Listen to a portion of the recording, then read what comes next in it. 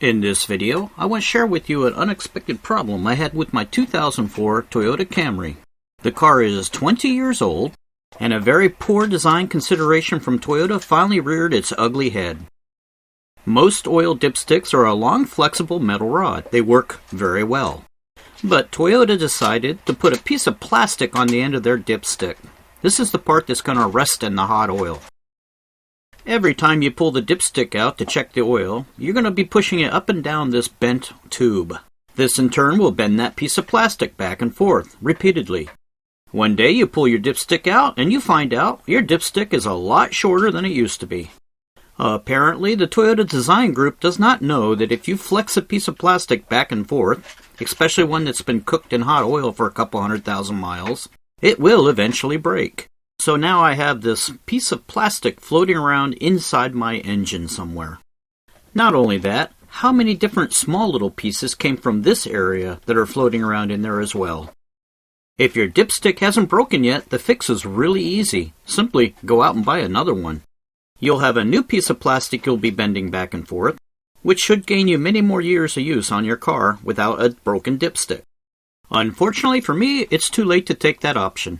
So I reached out to the experts on the internet. How bad a deal is this? The answer? Well, the answers were all over the board. Everything from it'll sit at the bottom of the oil pan, don't worry about it, to don't ever leave anything foreign in your engine.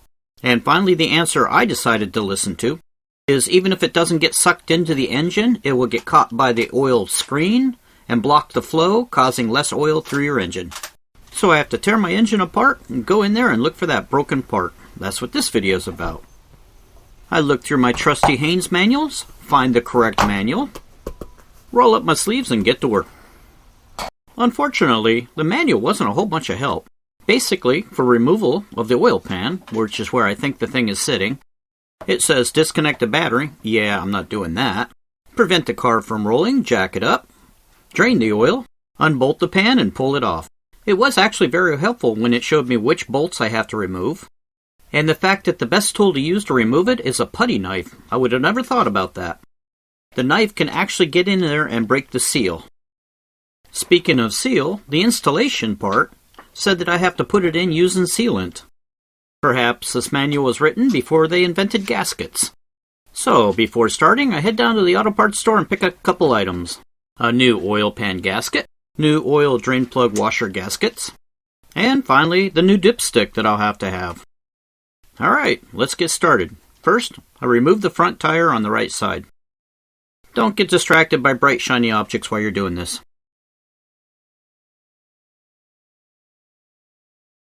Using a 10mm socket, remove these two bolts that are holding this little panel in place.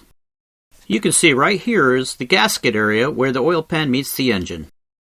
And to make access easier, you'll want to remove the one mounting bolt that holds this solid line in place. It's located right here.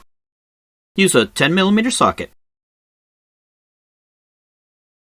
Drain the engine oil. I wanted to keep this job as clean as possible, so I went ahead and drained it for 24 hours to make sure as much oil that was going to drip, drips. Also, while I was at it, put a new oil filter in. Who knows how many little pieces of dipstick are in it right now. I then installed a new drain plug washer, then torqued the drain plug to 28 foot-pounds. I definitely want to get all this done before I remove the pan so that I don't forget. Okay, it's time to start removing oil pan bolts. They're all 10mm. Actually, two of them are 10mm nuts that are mounted on studs. The two studs are used to guide the oil pan into place. When you get to the one bolt that's mounted directly above frame, it's best if you use a wrench. This is why you remove that little panel in the wheel well, as well as loosened up that hose. With all the mounting bolts finally removed, I tried various tools to get this pan off, like a pry bar. This didn't work very well. Toyota may suck at designing dipsticks, but they're outstanding at putting sealant between oil pans and engines.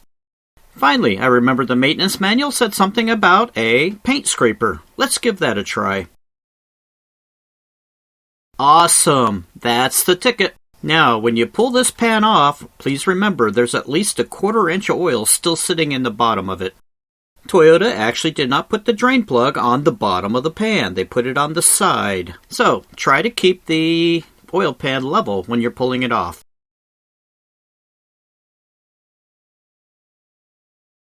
I carefully drained off that 1/4 inch of oil and look what I found laying in the bottom of the pan.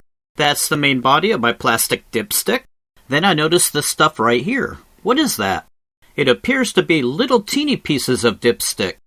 This must be where the break occurred.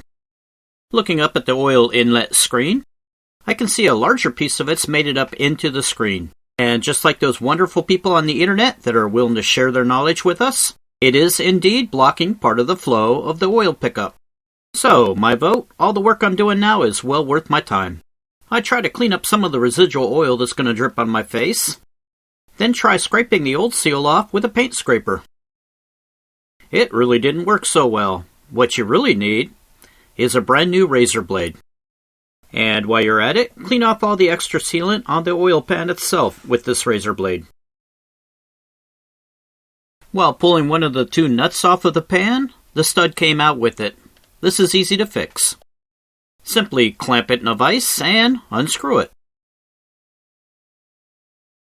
Clean off all the old sealant with a wire brush, and while you're at it, do all the other bolts. I reinstalled the stud directly across from the original stud that didn't come out. I'm just guessing that was the best place since this is supposed to be a guide helping me on installation. Oh, the very end of the stud is not threaded, which allows you to clamp onto it with things like vice grips and stuff like that. Okay, up to now it's been pretty straightforward. Let's get on to the confusing part of this task. I'd heard on the internet Velcro was a good gasket, so I purchased one. Having never installed an oil pan gasket before, I was happy to see that the box said there's instructions inside of it. I open up the box and guess what? No instructions.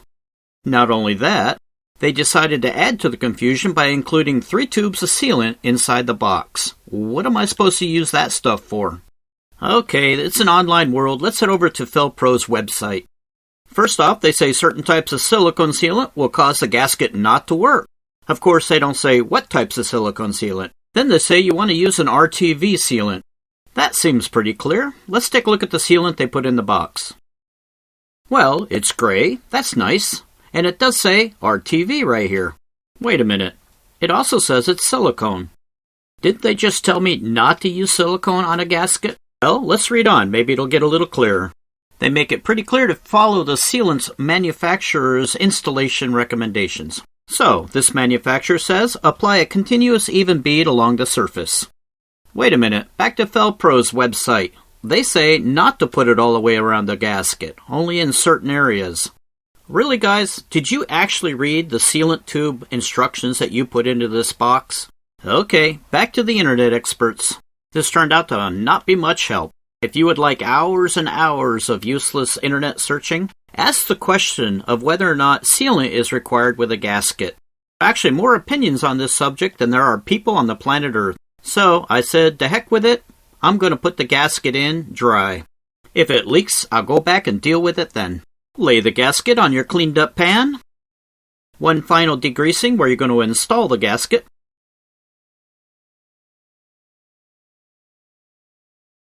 Then the fun begins. Try to hold that gasket into place while you try to line up the pan on those 2 mounting studs.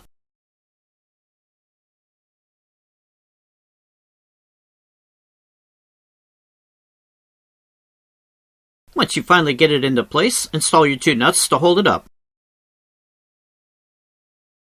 Start all your mounting bolts all the way around.